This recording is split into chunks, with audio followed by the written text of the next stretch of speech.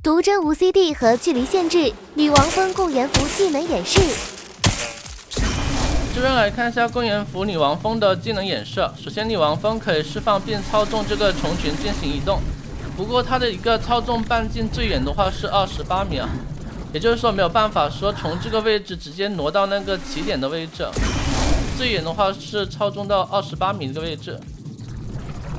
然後我們再次點擊這個技能的時候，可以形成新的路徑，覆蓋掉原有的一個路徑。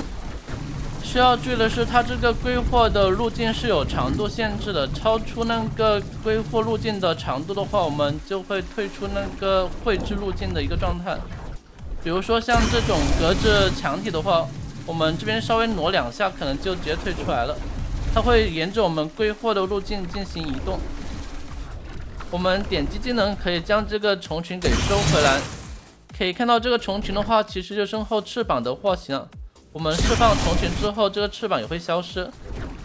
當我們將蟲群給收回來的時候，有大翅膀的話，我們的板窗交互會提升10%。如果說把這個蟲群給召喚出去的話，我們沒有大翅膀的話，就不会有这个板窗交互的加成。然後的話，這是這個監管者的基礎素質，大家的話可以暫停看一下。然後來看一下這個監管者的臨接技能都有哪些。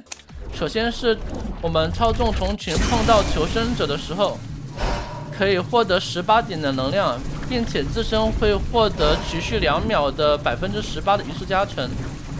這個吸取的話，可以觸碰到多名求生者，可以看到可以短時間吸取很多的能量。如果說場上有多名求生者在場的話，然後這個能量可以用來幹嘛呢？這個能量的話，我們可以用來釋放這個毒針。釋放毒針的話，會消耗35點的能量。這裡的話，毒針是被那個教授領聘給格擋掉了。這個毒針命中求生者的時候，會造成等同於1次炸彈的傷害啊。另外這個需要注意，就是靜止狀態下的話，這個蟲群是不會吸取能量的，只有這個蟲群在移動的時候才會吸取能量。另外，如果是同時吸取多名求生者的話，它這個能量是會短時間內增加很多的，但是它的移速的話並不會疊加，只會那個重置它的一個持續時間。另外還有這個毒針，它是沒有攻擊距離限制的，它是可以穿越這個月亮河的。還有像這個護木馬這邊沒有實體的一個木馬，還有這種矮牆的話也是可以穿過去的，還有那個窗戶也是可以的。這個是監管者的臨接技能。然後我們來看一下這個監管者的一階技能。一階的話就是可以進行那個位移了，我們可以飛向那個蟲群的位置。我們點擊技能可以直接飛過去，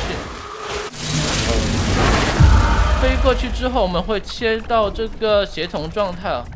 在我們變身期間的時候，我們可以釋放這個毒針，並且這個毒針的一個消耗的話不會那麼多。